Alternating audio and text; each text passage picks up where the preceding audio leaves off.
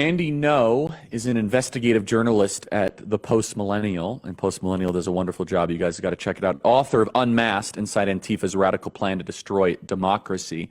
And you could follow him at Andy-No, that is NGO.com, for those of you on radio. Let's play cut 108 of Antifa disrupting our Turning Point USA event at the University of Oregon in Eugene, Oregon. Play cut 108.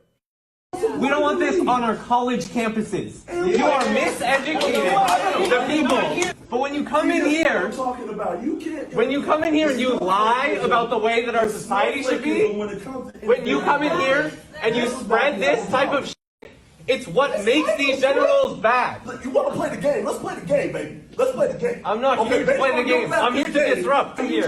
You gotta understand that. Are you not trying to shut down my voice? Yes, that's the point of me being here. Supposed to uplift black voices. Of your political opposition. Are you supposed to uplift black voices? Let me hear it. Not in every situation.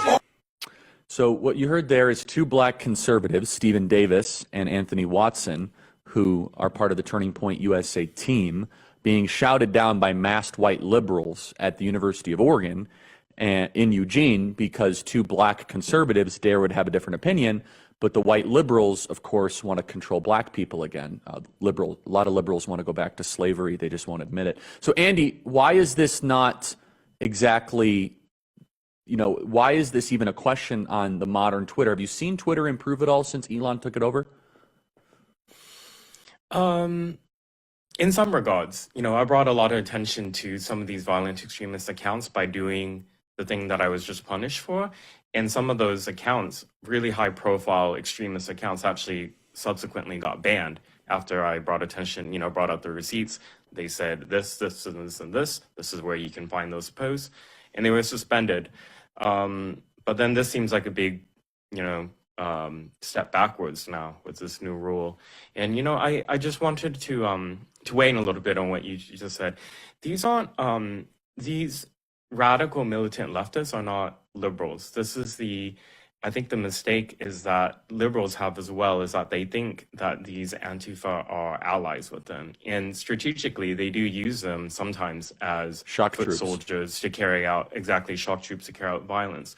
But if you, as I write in my book and have talked about extensively, the project of Antifa is the overthrow of the rule of law of the United States, of the nation state, period, which would destroy, obviously, the Democrat Party, liberal, mainstream establishment as well.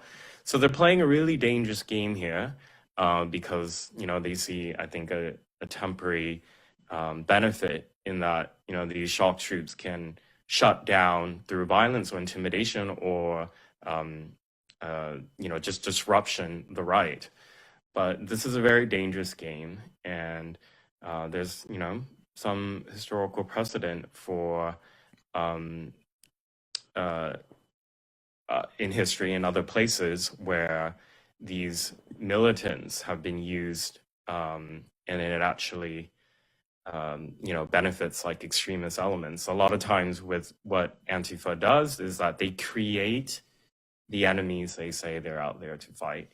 They actually are a radicalizing element. This is the thing that people don't quite understand, is that when people see over and over that these extremists can, in some jurisdictions in America, carry out violence against American citizens, it creates a reaction where people want to form their own groups or